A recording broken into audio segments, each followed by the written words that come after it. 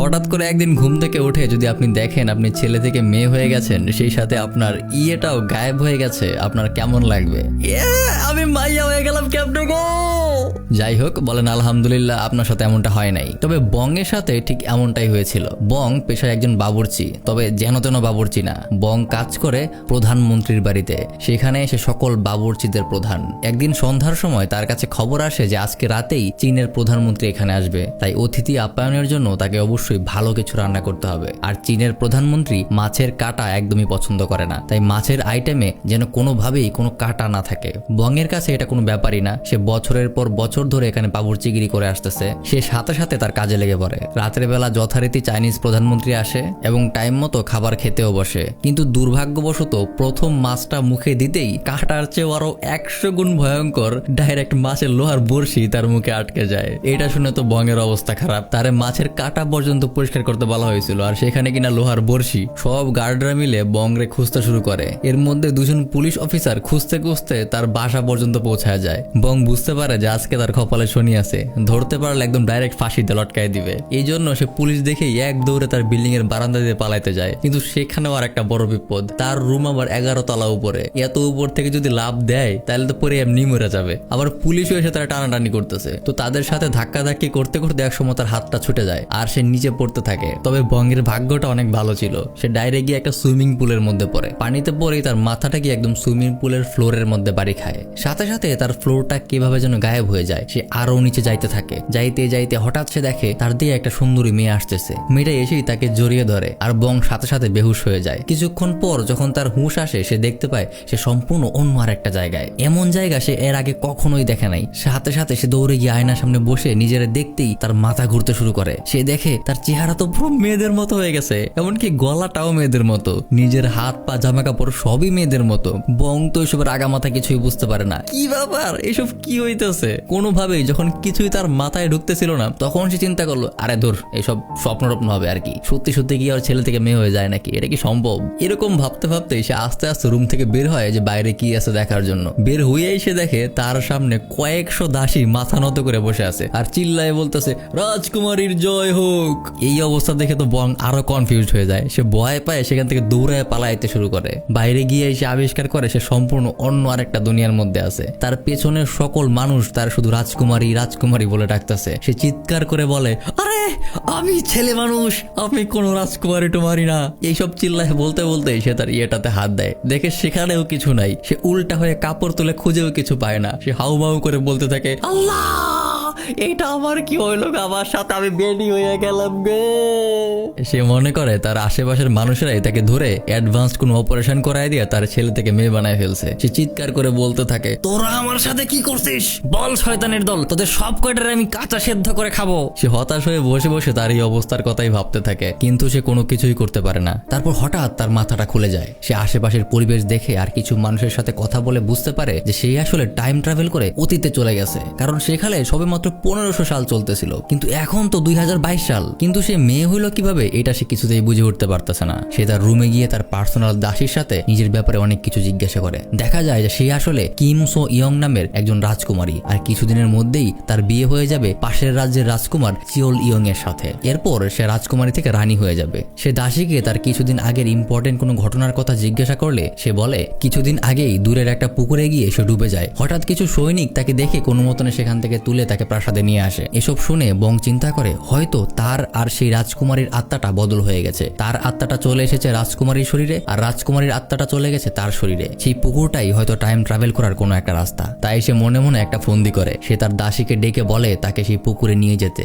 রাজকুমারীর হুকুম তো মানতেই হবে, তাই সব দাসীরা মিলে তাকে পুকুরের কাছে নিয়ে যায়। পুকুরের কাছাকাছি যেতেই রাজকুমারী তাদেরকে ফেলে পুকুরের দিকে দৌড় শুরু করে। তার প্ল্যান ছিল এক দৌড়ে গিয়ে পুকুরে আগের বারের মতোই ঝাঁপ মারবে, আর পুকুরে ডুবে গিয়ে সে আবার টাইম ট্রাভেল করে নিজের টাইমে ফিরে আসবে। কিন্তু তার প্ল্যান পুরোটাই ভেস্তে যায়। সে লাফ দেওয়ার পরে দেখে পুকুরে আর কোনো পানি নেই। সে উষ্টাকে গিয়ে কাঁধার মধ্যে পড়ে। এটা দেখে সে সম্পূর্ণ হতাশ হয়ে যায়। এই পুকুরে যদি পানি না থাকে তাহলে সে কিভাবে নিজের টাইমে ফেরত যাবে? যাই হোক না কেন, এটা তার মাথার মধ্যে খুব ভালোভাবেই ঢুকে গিয়েছিল যে তার একমাত্র সমস্যার সমাধান হলো পানি। এরপর থেকে সে কি করে, যেখানেই পানি দেখতে পায় সেখানেই ডুবে যাওয়ার প্ল্যান করে। এমনকি ছোট ছোট ঘর মোছার পানির বালতিতেও সে ডুব মারার ট্রাই করে। মানে পানি দেখলেই হয়েছে ডুব মারাই লাগবে। কিন্তু কিন্তু এতে তার লাভের লাভ কিছুই হয় না, যেই লাউ সেই কদু। কিছুদিন পরেই তার বিয়ের দিন চলে আসে। কোনোভাবেই ব্যাপারটা মেনে নিতে পারতেছে না, সে নিজে একটা ছেলে হয়ে কিভাবে আর একটা ছেলে তারা বিয়ে করতেছে। কি ডিসগাস্টিং একটা ব্যাপার স্যাপার। সে তো আর গে না।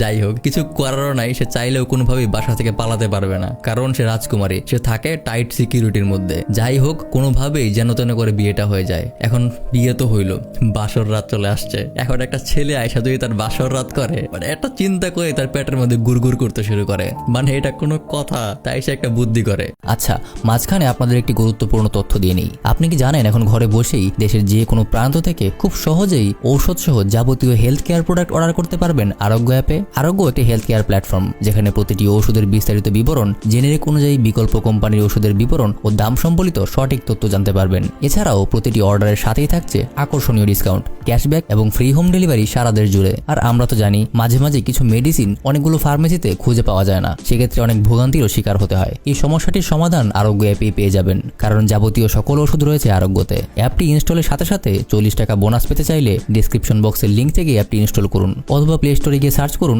আরোগ্য লিখে। সেই ক্ষেত্রে বোনাস পেতে চাইলে CMON কোডটি ব্যবহার করুন অ্যাপের রেফার বক্সে। এবার চলুন আবার গল্পে ফিরে যাই। মানে এটা কোনো কথা? তাই সে একটা বুদ্ধি করে। রাজকুমার রে সে এত মদ খাওয়ায়, সে মদ খেয়ে বেহুশ হয়ে সেখানেই ঘুমায় পড়ে। রাজকুমার ঘুমায় পড়ার কারণে সে একটু হাঁফ ছেড়ে বাঁচে। যাক ভাই, অন্তত এই ধরনের কোনো এক্সপিরিয়েন্সের মধ্যে দিয়ে যাইতে হয় নাই। পরদিন সকালবেলা তার দাসীরা তার জন্য খাবার নিয়ে আসে, কিন্তু কোনো খাবারই তার কাছে টেস্টি লাগে না। তাই সে প্রাসাদের শাহী বাবরচিকে অর্ডার করে রামান বানায় দিতে। এখন বাবরচি তো 1500 সালের, সে তো জীবনে ওই রামানের নামই শুনে নাই, কিন্তু রানীর হুকুম তো অমান্য করা যায় না। তাই সে যেন তেন করে কোনো কিছু একটা বানায় ফেলে, কিন্তু বং সেটা ফেরত পাঠিয়ে বলে কিছুই হয়নি, এটাতে কোনো টেস্ট নেই। বাবরচি আবার কিছু একটা বানায়, বং আবার ফেরত পাঠায়। এইভাবে অনেকবার বাবরচির খাবার ফেরত পাঠানোর পরে বাবরচি একসময় বিরক্ত হয়ে যায়। সে বলে রানীর যখন কিছুই পছন্দ হয় না, তাহলে সে নিজে এসে বানায় নিলেই তো পারে। এখন বং নিজেও একটা বাবুর্চি, সারা জীবন তো সে বাবুর্চিকিরি করেই কাটাইছে। টাইম ট্রাভেল করুক, মেয়ে হয়ে যাক, যাই হোক না কেন, খাবার দাবার বানানোর বিদ্যা তো আর সে ভুলে যায় নাই। সে বাবুর্চির এই কথা শুনে প্রাসাদের কিচেনে যায় আর চাকু নিজের হাতে নিয়ে কাজ শুরু করে দেয়। সব বাবুর্চিরা তো এটা দেখে বিশ্বাসই করতে পারে না। তাদের সামনে রানী এত সুন্দর করে সকল সবজি কাটতেছে, এতটা ভালো করে তারাও কাটতে পারে না। সবকিছু সুন্দর করে নিখুঁতভাবে কেটে তার বলা সেই রামান আইটেমটা সে কিছুক্ষণের মধ্যেই তৈরি করে ফেলে। তারপর নিজের রান্না করা খাবার নিজের রুমে নিয়ে পেট ভরে খায়। এদিকে সেই শাহী বাবুর্চি কিছুতেই ব্যাপারটা মেনে নিতে পারতেছে না। ব্যাপারটা তার কাছে অপমানজনক মনে হইতেছে। তার রান্না বান্নার স্কিল দেখে সে মনে মনে রানীকে হিংসা করতে শুরু করে। সে হিংসায় জ্বলে গিয়ে বাকি বাবুর্চিদেরকে বলে, আরে এই খাবার শুধু দেখতেই ভালো, টেস্টের তো একটা ব্যাপার আছে নাকি, খেয়ে দেখ, নিশ্চয়ই গু এর মতো হবে। নিজের এই কথাটাকে প্রমাণ করার জন্য সে পাতিল নিচে থেকে যাওয়া কিছু অংশ থেকে 1 চামচ মুখে দিতেই সে অবাক হয়ে যায়। খাবারটা এতটাই টেস্টি ছিল যে তার হাত থেকে চামচটাই নিচে পড়ে যায়। এদিকে এর মাঝে বংয়ের মাথায় একটা আইডিয়া আসে। সে ভাবে যেহেতু সে খুব ভালো রান্না করতে পারে, তাই তার এই স্কিল দিয়ে সে প্রাসাদের সবার মন জয় করতে পারে। যদি সে একবার খাবার দিয়ে মহারানীর মন জয় করতে পারে, তাহলে সে তার কাছ থেকে পুকুরটা আবার পানি দিয়ে ভরার জন্য আবদার করতে পারবে। আর একবার পানিতে ভরে গেলেই সে এক দৌড়ে আবার পানিতে ডুব দিয়ে তার নিজের টাইমে ফেরত চলে যাবে। তার আর উষ্টাকে কাদার মধ্যে পড়তে হবে না।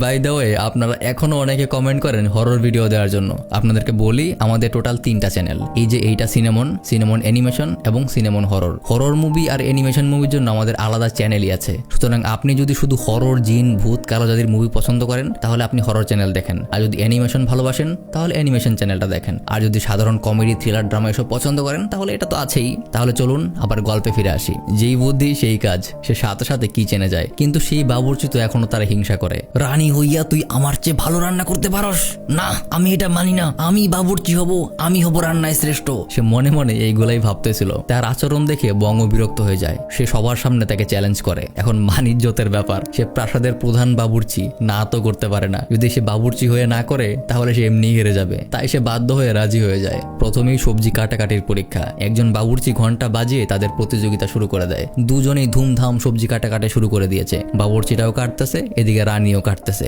বাবুর্চি খেয়াল করে রানীর 2 হাত একদম রোবটের মতো স্পিডে কাটাকাটি করতেছে। কয়েক মিনিটের মধ্যেই সবকিছু একদম কেটে কুটে সে একদম পরিবেশন করে ফেলেছে। আর এদিকে বাবুর্চির কাটাই শেষ হয় নাই। এখন বাবুর্চির তপমান। সে বলে, খালি কাটলেই হইব, আর আসল জিনিস তো টেস্ট। খাইতে কেমন সেটাই ইম্পর্টেন্ট। মানুষ তো স্পিড খাবে না, মানুষ খাবে টেস্ট। এইটা শুনে বং আরেকজনকে ডেকে পাঠায়। সে তাকে কোনটা কার না বলে তাকে খেতে দেয়। সেই লোকটা রানীর হাতের রান্নাটা এত বেশি পছন্দ করে, কি আর বলবো। এইটা দেখে বাবুর্চিটা ভেউ ভেউ করে কান্না শুরু করে দেয়। এখন কিচেনের সব কন্ট্রোল বংয়ের কাছে চলে এসেছে, কারণ তার চেয়ে ভালো এখন আর কেউ রান্না রান্না করে না। প্রাসাদের প্রধান বাবুর্চিও তার কাছে হেরে গেছে। তারপর সে তার আসল উদ্দেশ্য মহারানীর খাবারের দিকে নজর দেয়। সে দেখে মহারানী খুব বাছাই করে খুব নরম নরম খাবার খাওয়া শুরু করেছে, কারণ কিছুদিন ধরেই তার দাঁতে ব্যথা। আমারও খুব দাঁতে ব্যথা, ক্যাভিটিস হয়ে গেছে রে ভাই, আগামীকাল ডাক্তারের কাছে যাওয়া লাগবে আমার। যাই হোক, বংয়ের কথা বলি। সে ঠিক করে এবার মহারানীর জন্য আলাদা করে খাবার রান্না করবে। যেই ভাবা সেই কাজ। সে খুব চিন্তা ভাবনা করে আলু আর দুধ দিয়ে খুব টেস্টি একটা আইটেম রান্না করে,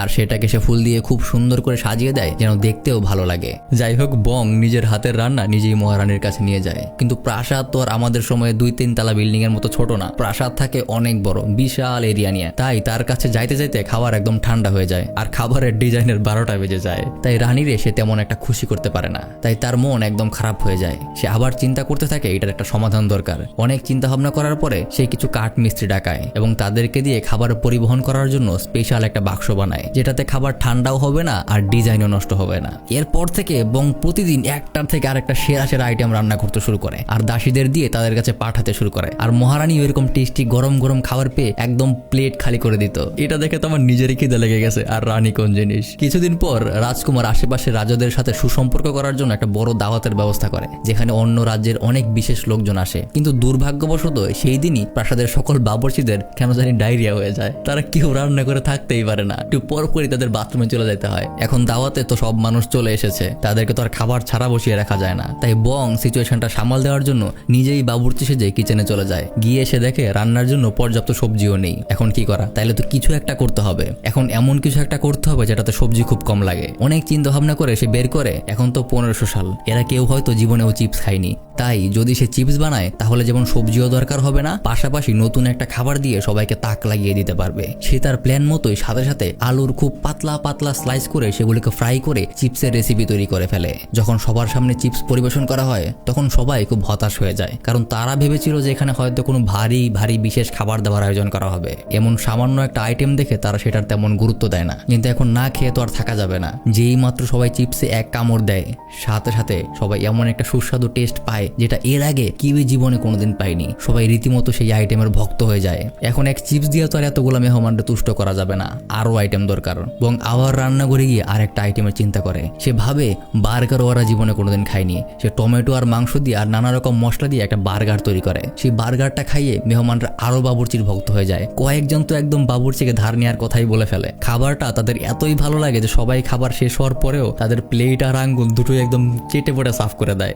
নেক্সট আইটেমের জন্য বং একটা চমৎকার আইডিয়া বের করে। সে সবাইকে জেলি দিয়ে কুলফি বানিয়ে দেয় আর বলে এই কুলফির ডান্ডার মধ্যে সবার ভবিষ্যৎ লেখা আছে। সবাই এসব নিয়ে খুব মজা করে সেই কুলফি খায় আর এই ভবিষ্যৎ জানা নিয়ে নিজেদের মধ্যে অনেক কথাবার্তা বলে। এভাবেই বং পুরো দাওয়াতটাকে নষ্ট হওয়া থেকে বাঁচিয়ে দেয়। পাশাপাশি অন্য রাজ্যের রাজারাও এখন খুবই খুশি। মহারানী তার এই কাজের জন্য তার উপর অনেক খুশি হয় আর তাকে যা খুশি চাইতে বলে। বং তো মনে মনে এই দিনটার জন্য অপেক্ষা করতেছিল। সুযোগ পাইতেই সে বলে ওঠে, আমি চাইছি পুকুরটাকে আবার পানি দিয়ে ভরিয়ে ফেলতে। মহারানী তার এই ছোট্ট আবদারটাকে সাথে সাথে মেনে নেয়। সে প্রাসাদের সকল দাসীদেরকে বলে সেই পুকুরটা পানি দিয়ে ভরে ফেলার জন্য। সবাই বালতিতে করে অল্প অল্প পানি নিয়ে সে পুকুর ভরতে শুরু করে। আরে ভাই, তখন তো আর মোটর পাম্প ছিল না, 1500 সালের কথা। তাই দাসীরা সবাই দূরে গিয়ে একটা কুয়া থেকে বালতিতে করেই পানি এনে কাজ চালাইতেছিল। এখন আপনারাই বলেন, এইভাবে কি আর পুকুর ভরা যায়? বংও এই কাজ দেখে বিরক্ত হয়ে যায়। এইভাবে পুকুর ভরতে ভরতে তো বছর লেগে যাবে, তাও হয় কিনা সন্দেহ। কিন্তু মোটর তো নাই, কি আর করা? কিভাবে তাড়াতাড়ি পুকুর ভরা যায় এই চিন্তা করতে করতে সে নতুন একটা বুদ্ধি বের করে। সে সব দাসীদেরকে একটা লাইনে দাঁড় করিয়ে দেয়। তারপর লাইনে থেকেই জাস্ট বালতিটা একজন থেকে আরেকজন পাস করতে বলে। এতে আগের চেয়ে অনেক বেশি গতিতে কাজ হতে শুরু করে। কিন্তু এতেও বার কতটুকুই হয়, দিন শেষে বালতি তো বালতি, গাজি পাম্প তো আর না। বং বসে বসে দেখতে থাকে আর হতাশ হইতে থাকে। এইভাবে অপেক্ষা করতে করতে সে তার ফিরে যাওয়ার আশা প্রায় ছেড়েই দিয়েছিল। এর মাঝেই হঠাৎ একদিন খুব বৃষ্টি শুরু হয়। বংয়ের মনে আবার আশা ফিরে আসে। সে মনের আনন্দে বৃষ্টির মধ্যে নাচ শুরু করে দেয়। দেখতে দেখতেই সত্যিই সে পুকুরটা একদম পানিতে ভরে ওঠে। সে পুকুরের পাশে বসেই একটা পাথরে নিজের নাম লিখে। তারপর সাথে সাথে সে পুকুরে ঝাঁপিয়ে পড়ে। এইবারও সে পুকুরের তল খুঁজে পায় না। সে নিচে ডুবতেই থাকে। ডুবতে ডুবতে সে হঠাৎ আগের মতো বেহুশ হয়ে যায়। কিছুক্ষণ পর যখন তার হুঁশ ফিরে আসে, সে দেখে সে হাসপাতালে শুয়ে আছে। আর তার পাশে তাকিয়ে দেখে পাশেই একটা পুলিশ অফিসার শুয়ে আছে। সে ভাবে হয়তো সেই মাছের কাটার বড়শির কারণে পুলিশ তাকে অ্যারেস্ট করে ফেলবে। সে সাথে সাথে সেখান থেকে পালিয়ে যাওয়ার জন্য উঠে দাঁড়ায়, কিন্তু সেই পুলিশ তাকে সাথে সাথে ধরে ফেলে। সে পুলিশকে ধাক্কা দিয়ে কোনো মতনে সেখান থেকে পালানোর জন্য দৌড় শুরু করে। পুলিশও তার পিছু পিছু দৌড় লাগায়। কিছু দূর পালানোর পরেই সামনে থেকে আরো দুজন পুলিশ অফিসার এসে বংকে ঘিরে ফেলে। এখন সামনেও দুজন পুলিশ, পেছনেও দুজন পুলিশ। তাই সে কোনো রাস্তা না দেখে জানালা দিয়ে লাফ দিয়ে পালিয়ে যায়। তারপর দৌড়ে সে একটা বইয়ের লাইব্রেরিতে যায়। যায়। সে তাড়াতাড়ি করে খুঁজে একটা ইতিহাসের বই বের করে। সেখানে সে দেখে সেই সাম্রাজ্যের কথা বর্ণনা করা যেখানে সে এতদিন রানী হয়েছিল। সে বইটাতে তারও অনেক কথা খুঁজে পায়, যেখানে লেখা আছে তখনকার সময় সবচেয়ে ভালো রাঁধুনি ছিল সেই রানী, তার মতো রান্নাবান্না আর কেউ করতে পারতো না। এসব পড়ে এবং হাসতে থাকে। তখনই সে অফিসার এসে আবার তাকে ঘিরে ফেলে এবং আবার তাদের কাছ থেকে পালানোর চেষ্টা করলে সে অফিসার চিৎকার করে বলে, স্যার আপনি দৌড়াচ্ছেন কেন? আমরা তো আপনারই সিকিউরিটির জন্য। এটা শুনেই বং আবার কনফিউজড হয়ে যায়। সে আবার ভুল কোনো টাইমে চলে আসেনি তো। তারা বংয়ের সাথে আরো কিছুক্ষণ কথাবার্তা বলে। ফাইনালি জানা যায় বংয়ের এই অতীতের টাইম ট্রাভেলের কারণে তার বর্তমানটাও বদলে গিয়েছে। এখন আর সে কোনো বাবুর্চি না, সে এখানে একজন গোয়েন্দা অফিসার। সে সাথে সাথে তার কম্পিউটার নিয়ে সার্চ করে দেখে যে আসলে তার সত্যি কথাই বলছে। কিছুদিন আগেই বং একটা দুর্নীতিবাজ নেতাকে ধরেছে আর নিউজে বারবার তাকেই দেখাচ্ছে। সে রাস্তায় দাঁড়িয়ে দাঁড়িয়ে ভাবতে থাকে যে অতীতের খুব ছোট্ট একটা পরিবর্তন ভবিষ্যতের জীবনে কত বড় একটা বদল করে দেয়। সে বাবুর্চি থেকে একদম গোয়েন্দা হয়ে গিয়েছে, কিন্তু সে জানেও না। এমনই একটা টাইম ট্রাভেলের খুব মজার গল্প দেখার জন্য ডান পাশের ভিডিওটিতে ক্লিক করুন, যেখানে খুব সুন্দরী একটা রোবট তার মালিককে বাঁচানোর জন্য টাইম ট্রাভেল করে অতীতে চলে যায়।